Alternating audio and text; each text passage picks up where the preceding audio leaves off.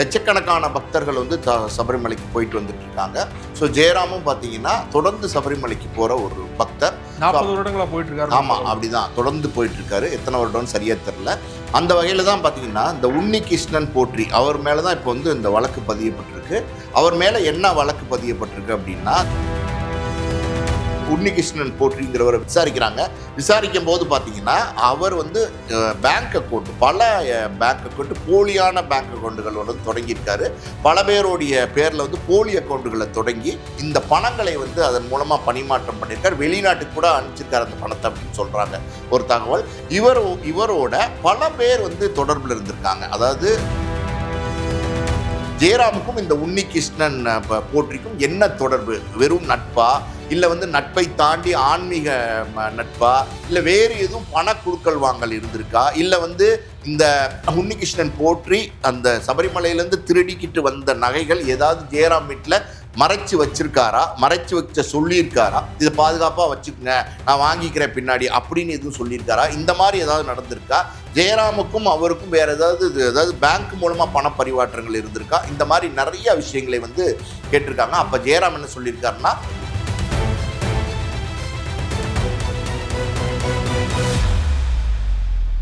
Media circle நேயர்களுக்கு வணக்கம். இன்றைக்கு நம்ம நேர்களுக்காக ஆஸ்கார் மூவிஸ் தயாரிப்பாளர் பாலாஜி பிரபு அவர்கள் நம்மோடு இருந்திருக்கிறார். அவரோடு பேசலாம். சார் வணக்கம். வணக்கம். மலையாளம் மற்றும் தமிழில் முன்னணி நடிகராக இருக்கக்கூடியவர் ஜெயராம்.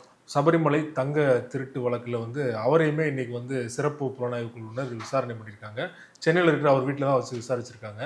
ஏற்கனவே உன்னிகிருஷ்ணன் அப்படிங்கிறவர் இந்த வழக்கு தொடர்பாக கைது பண்ணப்பட்டிருக்கார். அவர் கொடுத்த வாக்குமூலத்தின் அடிப்படையில் தான் இவரை விட்னஸாக சேர்த்துருக்காங்க. இவர்கிட்ட விசாரணை போயிட்டு இருக்கு அப்படிங்கிற தகவல் வந்துட்டு இருக்கு. என்ன சார் நடக்குது? இல்லை ஆக்சுவலி ஜெயராமன்றா எல்லாருக்குமே தெரியும். ஜெயராம் பிரபல மலையாள நடிகர், எல்லாருக்குமே தெரியும். நிறைய தமிழ் படங்கள்லையுமே ஜெயராம் நடிச்சிருக்காரு. தெரியாத சில தகவல் என்ன அப்படின்னா, ஜெயராமோட அம்மா வந்து ஒரு தமிழ் பெண். அவங்க வந்து கும்பகோணத்தை சேர்ந்தவங்க. அவங்க அப்பா வந்து ஒரு பாலக்காட்டு மலையாளி. ஜெயராம் படித்தது, வளர்ந்தது, காலேஜ் படித்தது எல்லாமே வந்து பாலக்காட்டில் தான், கேரளா தான் படித்தார். திருச்சூர், பாலக்காடு அந்த ஏரியாவில் தான் படித்தார். ஜெயராம் வந்து திருமணம் செஞ்சுருக்காரு. பார்வதின்னு அவங்க ஒரு நடிகை தான். அவங்களுமே வந்து கேரளாவை சேர்ந்தவங்க தான். ஜெயராமுக்கு ஒரு காளிதாஸ்னு ஒரு மகன் இருக்கார். அவர் வந்து பார்த்திங்கன்னா பொள்ளாச்சியில் ஒரு பிரபலமான ஒரு ஜமீன்தார் வீட்டில் ஒரு தமிழ் பெண்ணை தான் வந்து திருமணம் செஞ்சுருக்காரு. ஜெயராம் வந்து பல வருடங்களாக பார்த்தீங்கன்னா தமிழ்நாட்டில் தான், அதுவும் சென்னையில் தான் வந்து குடியிருக்கிறாரு. அவருடைய சொந்த வீடு சென்னையில் தான் இருக்குது. அந்த வீடு கூட பல லாகில் நம்ம பார்த்துருப்போம். ரொம்ப பிரமாதமாக அமைக்கப்பட்ட ஒரு வீடு, உட்டிலே வந்து செஞ்சுருப்பார். ஸோ அது வந்து எப்படின்னா, சில பேருக்கு ஒரு கலை நயம் இருக்கும். அது ஒரு ரசித்து கட்டின வீடு, பார்த்தாலே ரொம்ப அழகாக இருக்கும். ஒரு கேரளாவில் ஒரு வீட்டில் எப்படி இருப்பாங்களோ அந்த மாதிரி தமிழ்நாட்டில் ஒரு சோலை மாதிரி வந்து ஒரு இடத்துல அதுக்கு நடுவில் ஒரு வீடு வச்சுருப்பார்.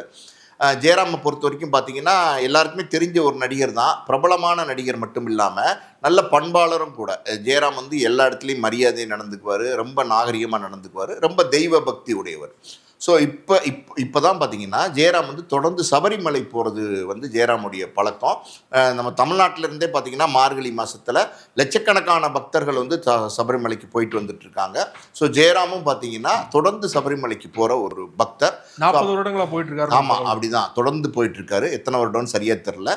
அந்த வகையில் தான் பார்த்தீங்கன்னா இந்த உன்னிகிருஷ்ணன் போற்றி அவர் மேலே தான் இப்போ வந்து இந்த வழக்கு பதியப்பட்டிருக்கு. அவர் மேலே என்ன வழக்கு பதியப்பட்டிருக்கு அப்படின்னா, இந்த கோயிலில் சபரிமலையில் வந்து கதவுலாம் தங்க தகடுகள் வந்து அங்கங்கே பதிச்சிருப்பாங்க.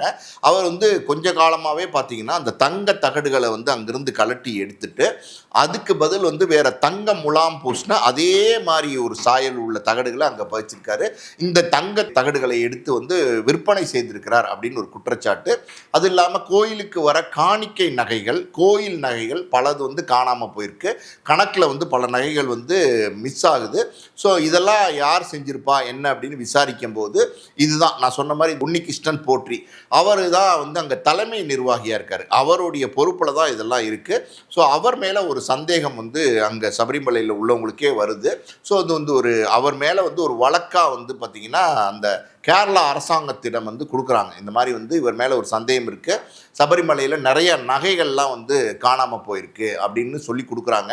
அந்த வழக்கு போலீஸ்கிட்ட வருது. போலீஸ் விசாரணை பண்ணுறாங்க. ஆரம்பத்தில் போலீஸ் விசாரணை பண்ணும்போது இது ஒரு சின்ன விஷயமா தான் அவங்க பார்த்தாங்க. இது ஒரு சாதாரணமான விஷயமா தான் இருக்கும், ஏதோ 1-2 நகைகள் தொலைஞ்சிருக்கும் அப்படின்னு சொல்லி தான் விசாரணையை தொடங்குறாங்க. ஆனால் விசாரணை நடத்த நடத்த பார்த்தீங்கன்னா இந்த உன்னிகிருஷ்ணன் போற்றின்றவர் மேலே பல புகார்கள் வர ஆரம்பிக்குது. பல நகைகள் காணாம். அதாவது வந்து லட்சக்கணக்கான நகைகள் அப்படின்னா இல்லை, கோடிக்கணக்கான நகைகள் வந்து காணாமல் போயிடுது. ஸோ இந்த தகடுகள்லாம் என்ன பண்ணார், இந்த தங்கம் முலாம் பூசி அதாவது போலி தகடுகளை வந்து அங்கே பதிச்சிருக்காரு. இது எல்லாமே வந்து போலீஸ் வந்து கண்டுபிடிக்கிறாங்க. அது அந்த அந்த சூழ்நிலையில் பார்த்தீங்கன்னா இந்த வழக்கு ஒரு ஒரு இன்னமும் வந்து நிறைய பேர் இதில் சம்மந்தப்பட்டிருப்பாங்களோ அப்படின்னு போலீஸ்க்கு ஒரு சந்தேகம் இருக்கிறதுனால எஸ்ஐடி, அதாவது சிறப்பு புலனாய்வு பிரிவு, அதுக்கு வந்து இந்த வழக்கை மாற்றுறாங்க. எஸ்ஐடி வந்து சபரிமலைக்குள்ள போய் இந்த உன்னிகிருஷ்ணன் போற்றிங்கிறவரை விசாரிக்கிறாங்க. விசாரிக்கும் போது பார்த்தீங்கன்னா அவர் வந்து பேங்க் அக்கௌண்ட், பல பேங்க் அக்கௌண்ட், போலியான பேங்க் அக்கௌண்ட்டுகளோட தொடங்கியிருக்காரு. பல பேருடைய பேரில் வந்து போலி அக்கௌண்ட்டுகளை தொடங்கி இந்த பணங்களை வந்து அதன் மூலமாக பணிமாற்றம் பண்ணியிருக்காரு. வெளிநாட்டுக்கு கூட அனுப்பிச்சிருக்காரு அந்த பணத்தை அப்படின்னு சொல்கிறாங்க ஒரு தகவல். இவரோட பல பேர் வந்து தொடர்பில் இருந்திருக்காங்க. அதாவது சினிமா பிரபலங்கள், மலையாள சினிமா பிரபலங்கள் பல பேர், மலையாளத்தில் இருக்கிற கேரளாவில் இருக்கிற அரசியல்வாதிகள் பல பேர், அதே மாதிரி வந்து பெரிய செல்வந்தர்கள், விஐபிகள், பெரிய பெரிய ஆட்கள்லாம் வந்து இந்த உன்னிகிருஷ்ணன் போற்றியோட நெருங்கிய உறவில், நெருங்கிய நட்பில் இருந்திருக்காங்க. அப்படி அவருடைய நெருங்கிய நட்பு வட்டாரத்தில் இருந்த ஒருத்தர் தான் நடிகர் ஜெயராம். இப்போ இந்த விசாரணையை தொடங்கினப்ப நடிகர் ஜெயராம் வீட்டுக்கு வந்து பார்த்திங்கன்னா இந்த உன்னிகிருஷ்ணன் போற்றிங்கிறவர் பல சந்தர்ப்பங்களில் ஜெயராம் வீட்டுக்கே போயிருக்காரு, பூஜைகள் செஞ்சுருக்காரு. அதாவது வந்து ஜெயராம் வந்து ஒரு கடவுள் பக்தி உள்ளவர். அந்த பூஜை அறையில் இவரை கூப்பிட்டு வந்து பூஜைகள் செஞ்சுருக்கார். பொதுவாக பார்த்திங்கன்னா இந்த மாதிரி ஒரு சபரிமலையில் இருக்கிறவங்க ஒரு பெரிய மனிதர்கள், அந்த பூசாரி மாதிரின்னு வச்சுக்கோங்களேன், அவங்கள கூப்பிட்டு நம்ம வீட்டு ஒரு நல்ல விசேஷங்கள் பூஜை பண்ணுறது, ஒரு வீடு வாங்கும் போதோ இல்லை நல்ல விஷயங்கள் ஏதோ பண்ணும்போதோ ஒரு பூஜை பண்ணுறதெல்லாம் வழக்கம். ஸோ இன்னொரு பக்கமும் இன்னொரு கோணத்துலையும் இந்த வழக்கு விசாரிக்கப்படுது. அது என்ன அப்படின்னா, இந்த சதுரங்க வேட்டையில் நிறைய ஸ்கேம் எல்லாம் நடந்துச்சுல்ல, இந்த இரிடியம் அது இதெல்லாம் சொல்கிறாங்கல்ல, அந்த மாதிரி இந்த கதவுகள்லேருந்து கலட்டப்பட்ட தகடுகள், கோயில்கள்லேருந்து திருடப்பட்ட நகைகள், முக்கியமான நகைகள், கிரீடம், இந்த மாதிரி நகைகள், இந்த மாதிரி நகைகளை எடுத்துகிட்டு போய் இவர் பல விஐபி வீட்டில் அதை வச்சு பூஜை பண்ணி கொடுத்துருக்கார்.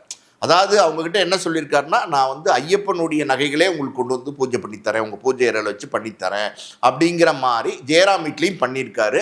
இதே மாதிரி நிறையா பேர் வீட்டில் வந்து ஒரு பூஜை பண்ணி கொடுத்துருக்காரு. அதுக்கு பெரிய சன்மானம் வந்து இவர் வாங்கியிருக்கிறார். இதெல்லாம் நடந்திருக்கு. ஸோ அந்த வகையில் தான் ஜெயராம் வீட்டில் ஐயப்பனுடைய நகைகள், சபரிமலையோடைய நகைகள், அது இல்லாமல் இந்த தங்க தகடுகள், இது மாதிரியான ஏதோ ஒன்று வந்து வச்சு பூஜை பண்ணதுனால இந்த வளையத்துக்குள்ளே ஜெயராமையும் வந்து இந்த எஸ்ஐடி கொண்டு வந்திருக்காங்க. இன்றைக்கி வந்து 30ஆம் தேதி ஜனவரி, இன்றைக்கி நேரடியாக ஜெயராம் வீட்டுக்கு, சென்னையில் இருக்கிற வீட்டுக்கு போய் கிட்டத்தட்ட 4லேருந்து 5 மணி நேரம் துருவி அவர்கிட்ட விசாரணை பண்ணியிருக்காங்க. அவர்கிட்ட நடந்த விசாரணையில் என்ன தகவல் போலீஸ் சொல்கிறாங்க அப்படின்னா, ஜெயராமை நாங்கள் இந்த நிலையில் வந்து ஒரு சாட்சியாக தான் நாங்கள் விசாரிச்சுக்கிட்டு இருக்கோம். ஜெயராமுக்கும் இந்த உன்னிகிருஷ்ணன் போற்றிக்கும் என்ன தொடர்பு, வெறும் நட்பா, இல்லை வந்து நட்பை தாண்டி ஆன்மீக நட்பா, இல்லை வேறு எதுவும் பண குடுக்கல் வாங்கல் இருந்திருக்கா, இல்லை வந்து இந்த உன்னிகிருஷ்ணன் போற்றி அந்த சபரிமலையிலேருந்து திருடிக்கிட்டு வந்த நகைகள் ஏதாவது ஜெயராம் வீட்டில் மறைச்சு வச்சிருக்காரா, மறைச்சு வச்ச சொல்லியிருக்காரா, இதை பாதுகாப்பாக வச்சுக்கோங்க நான் வாங்கிக்கிறேன் பின்னாடி அப்படின்னு எதுவும் சொல்லியிருக்காரா, இந்த மாதிரி ஏதாவது நடந்திருக்கா, ஜெயராமுக்கும் அவருக்கும் வேறு ஏதாவது பேங்க் மூலமாக பண பரிமாற்றங்கள் இருந்திருக்கா, இந்த மாதிரி நிறைய விஷயங்களை வந்து கேட்டிருக்காங்க. அப்போ ஜெயராம் என்ன சொல்லியிருக்காருன்னா, எனக்கு வந்து சபரிமலையில் இருக்கிற ஒரு பெரிய மனிதராக, ஒரு ஆன்மீகவாதியாக தான் அவரை தெரியும், அந்த வகையில் தான் எனக்கு பழக்கம், அந்த வகையில் பல நேரங்களில் என்னுடைய வீட்டுக்கு வந்து பூஜையெல்லாம் பண்ணியிருக்காரு. அவர் கொண்டு வந்த பூஜை சாமான்கள்லாம் எப்படி, எங்கே கொண்டு வந்தார், அது எதை சார்ந்தது, சபரிமலையை சார்ந்ததா அப்படிங்கிறதெல்லாம் எனக்கு தெரியாது. என்னை பொறுத்த வரைக்கும் பார்த்தீங்கன்னா, அவரை வந்து நான் வந்து ஒரு குரு மாதிரி நினச்சேன். அவர் எங்கள் வீட்டு நல்ல காரியங்களுக்கு வந்து பூஜை பண்ணார். பல நேரங்களில் நான் அவர் வீட்டுக்கு போய் சந்திக்கிறது உண்டு, ஆசீர்வாதங்கள் வாங்குறது உண்டு. இந்த மாதிரி தான் எங்களுக்குள்ள தொடர்புங்கிறத சொல்லியிருக்கிறார் போலீஸ்கிட்ட. ஸோ இது வந்து இந்த வழக்கு வந்து இப்போ வந்து எப்படி சொல்கிறது, அடுத்தடுத்து நிறைய பேர் இதில் சிக்கிறதுக்கான வாய்ப்பு இருக்கும் அப்படின்னு சொல்கிறாங்க. பல பிரபலங்கள் இந்த வளையத்துக்குள்ளே வந்து கொண்டு வந்திருக்காங்க எஸ்ஐடின்னு சொல்கிறாங்க. இந்த சிறப்பு மலையாள நடிகர்களும் இதில் அடங்குமா? பல மலையாள நடிகர்கள் இதில் வந்து இருக்கிறதா சொல்கிறாங்க. இன்னும் யாருடைய பேரும் வந்து வெளிப்படுத்தாமல் இருக்காங்க. பல மலையாள நடிகர்கள், பல அரசியல்வாதிகள், பல பிரபலங்கள், அதாவது வந்து விஐபிக்கள், பல செல்வந்தர்கள், தொழிலதிபர்கள், அதாவது பணத்தை கோடி கோடியாக வச்சுருப்பாங்கள்ல, அந்த மாதிரி ஆட்கள் எல்லாமே இந்த வளையத்துக்குள்ளே வந்திருக்காங்க. பல பேரோட வந்து இந்த உன்னிகிருஷ்ணன் போற்றிங்கிறவர் வந்து நெருங்கிய தொடர்பில் நட்புறவில் இருந்திருக்கிறாரு. பல பேரோட வந்து தொலைபேசியில் வந்து மணிக்கணக்காக வந்து பேசியிருக்கிறாரு. இவங்களை எல்லாருமே விசாரிச்சாதான் இது என்ன நடக்கும்னு தெரியும். இந்த உன்னிகிருஷ்ணன் போற்றியை பொறுத்த வரைக்கும் பார்த்தீங்கன்னா, அவருடைய தலைமையில் தான் இந்த நகைகள்லாம் பாதுகாப்பாக இருந்திருக்கு. கோயில் நகைகள், கோயிலுக்கு காணிக்கையா வர நகைகள், பணங்கள் எல்லாம் இருந்திருக்கு.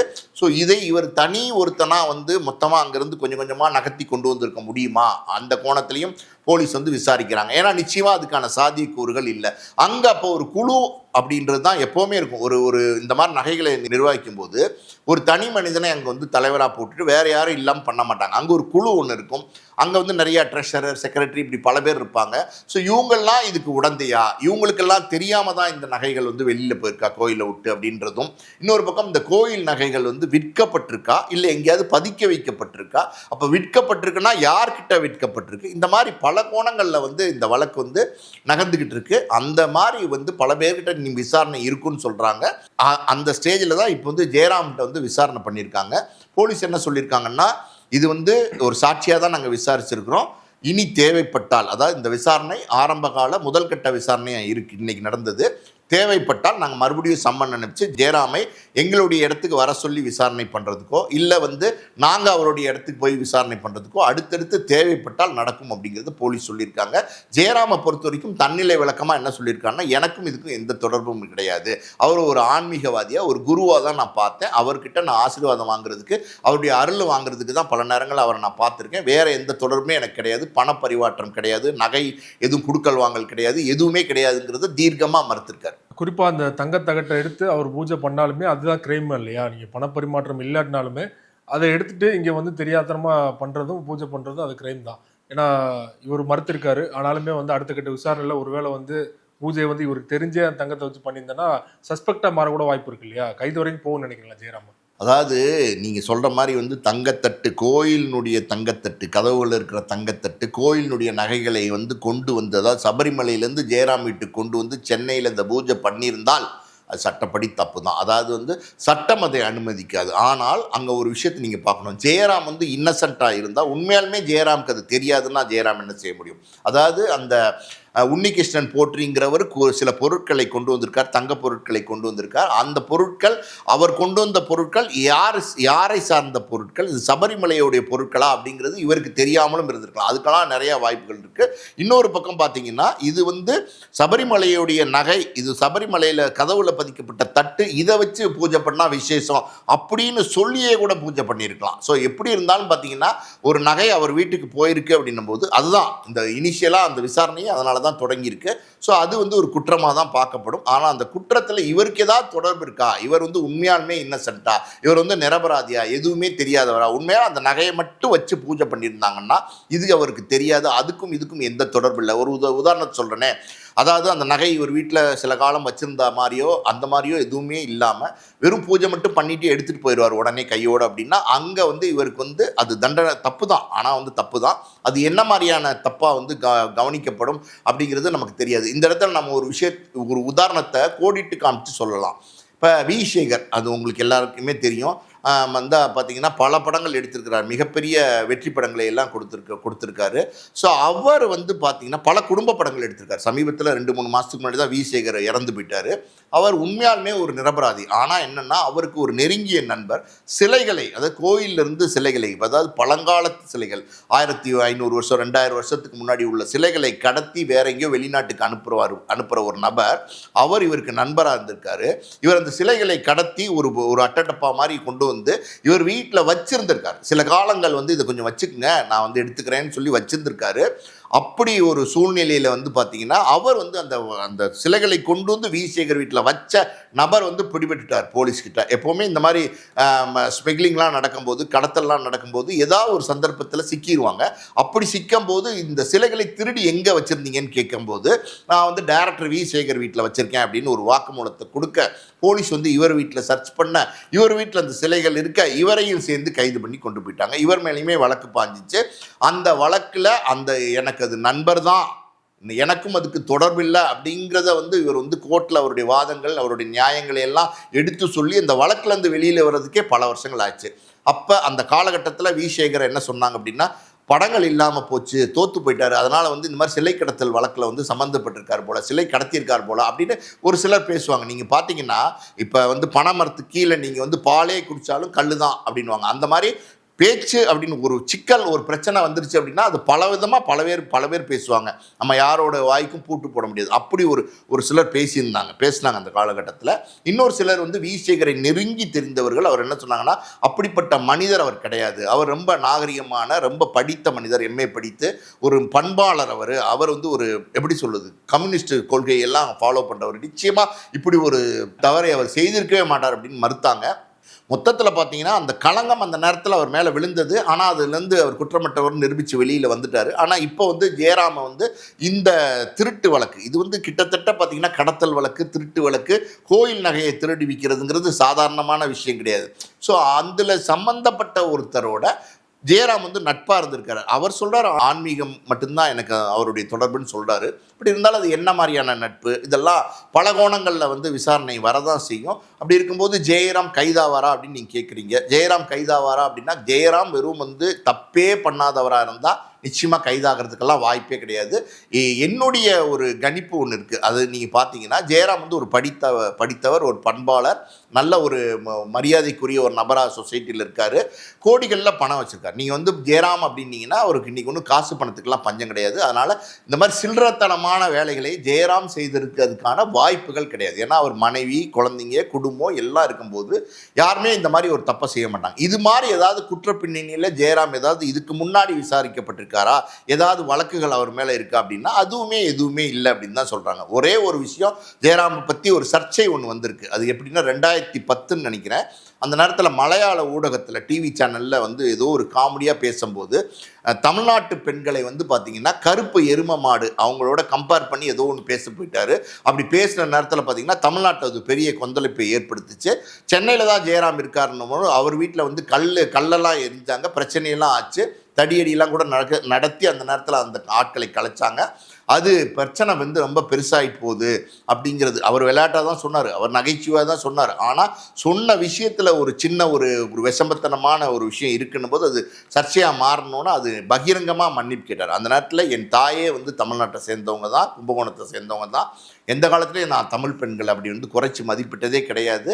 அப்படி நான் பேசினது திரிச்சு தவறாக வந்து பொருள் எடுக்கப்பட்டிருந்தால் நான் பகிரங்கமாக மன்னிப்பு கேட்கிறேன்னு சொல்லி மன்னிப்பு கேட்டிருந்தார். ஸோ ஜெயராமை பொறுத்த வரைக்கும் ஒரு ஜென்டில்மேன், அதில் எந்த சந்தேகம் கிடையாது. ஆனால் ஒரு ஆன்மீகவாதி, பக்தி ஜாஸ்தி ஜெயராமுக்கு. ஸோ அதனால் வந்து இந்த பக்தியின் காரணமாக பல பேர் இப்படி தானே சிக்கிறாங்க. இந்த சதுரங்க வேட்டை படத்தில் பார்த்தீங்கல்ல, பல பேர் இந்த ஈரிடியம் அது இதுன்னு சொல்லி சிக்கினது, எப்படி அந்த வளையத்தில் கொண்டு வரத, கோபுர கலசம் அது இதுன்னு சொல்லி கொண்டு வராங்கல்ல, அந்த மாதிரி நிறைய பேர் இன்னமும் பார்த்தீங்கன்னா ஈரிடியம் இருக்குது, அது இருக்குது, இது இருக்குன்னு ஒரு குரூப் சுற்றிகிட்டே தான் இருக்காங்க. எனக்கே வந்து பார்த்தீங்கன்னா ஒரு நபர் இருக்கார், அவர் வந்து அறப்பைத்தியமாக முழு பைத்தியமாக நம்ம கணிக்க முடியாது, ஆனால் நம்மளை பைத்தியமாக்கிறார். அவர் எப்படின்னா ஏதோ ஒரு வெங்கல குதிரை இத்தினூண்டு இருக்க ஒரு பொம்மை, அதை அவர் வீட்டில் வச்சுருக்காரு. அது வீட்டில் வந்து அந்த வெங்கல குதிரையை காமிக்கிறதுக்கே பார்த்தீங்கன்னா அதுக்கே ஒரு காசு கேட்குறாரு. 1000 ரூபா கொடுத்தீங்கன்னா நான் வெங்கல குதிரையை காமிக்கிறேன், இந்த குதிரையை வந்து நீங்கள் வந்து உங்கள் வீட்டு பீரோவில் வச்சிங்கன்னா இது குட்டி போடும் அப்படிங்கிறார். இது இங்கே போய் நம்புறது, இது குட்டி போடும், உங்களுக்கு வந்து கோடிகளில் பணம் வரும், இதை வந்து பெரிய வந்து அரசியல் புள்ளி கேட்டிருக்காங்க, இதை வந்து பெரிய சினிமா நடிகர் கேட்டிருக்காங்க, ஆனால் அவங்களுக்குலாம் நான் தர முடியாதுன்னு சொல்லிட்டேன், நீங்கள் வந்து ஒரு 10,000 ரூபா கொடுத்தீங்கன்னா உங்களுக்கு கொடுக்குறேன் அப்படின்லாம் சொன்னார். கோடிகளை கொட்டுன்றாரு, அவர் தான் வச்சிருக்காரு. அதுதான் அதிகபட்சம் 1000 ரூபா யாராவது கொடுப்பாங்களான்னு பார்க்குறாரு. 1000 ரூபா கொடுத்து ஏதாவது பண்ண முடியுமான்னு. ஸோ இப்படியெல்லாம் நிறைய பைத்தியங்கள் ஊரெல்லாம் சுற்றிட்டு தான் இருக்குது. நான் அதை இதை பண்ணுறேன், அதை பண்ணுறேன், நான் வந்து ஒரு கிணறு வெட்டி கொடுத்தேன்னா அந்த கிணறுல வந்து உங்களுக்கு வந்து பூதம் வரும், அது வந்து பார்த்தீங்கன்னா அந்த பூதம் உங்களுக்கு அள்ளி பணத்தை கொடுக்கும், அதுக்கப்புறம் இந்த மாதிரி நிறையா சொல்லிட்டு தான் இருக்காங்க, ஆட்கள்லாம் இருக்காங்க. எங்க வாஸ்துங்கிற பேரில் பெரிய பெரிய வீடெல்லாம் இடிச்சு விட்டுறாங்கங்க. வாஸ்து அப்படின்ற பேரில் நல்லா அழகாக கட்டியிருப்பாங்க. எனக்கு தெரிஞ்சு இதுவும் ஒரு உண்மையான சம்பவம். என்னென்னா ஒருத்தர் பெரிய பங்களா கட்டினார், அவருடைய முகப்பு, கார் கேட்டு, கார் பார்க்கிங் எல்லாம் காரிடார் எல்லாம் பண்ணியிருக்காரு.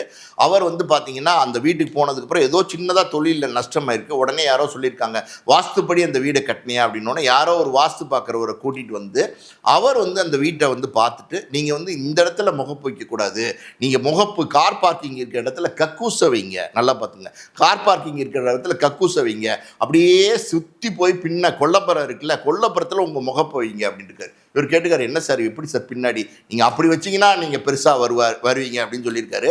அவர் அப்படி வச்சு கக்கூசை வந்து முதல்ல வந்து முன்னாடி வச்சு பின்னாடிக்கு எல்லாம் பண்ணார். ஆனால் மேலும் மேலும் தொழில் நஷ்டம் ஏற்பட்டு அந்த வீடியே விற்றுட்டு போகிற மாதிரி ஆயிடுச்சு. இதெல்லாம் வந்து நிறையா இருக்குது. அந்த வகையில் உள்ள விஷயந்தான் இதுன்னு நினைக்கிறேன். சபரிமலை தங்க திருட்டு வழக்கு தொடர்பாக பல்வேறு விஷயங்களை பகிர்ந்து கொண்டீங்க. மிக்க நன்றி சார். நன்றி.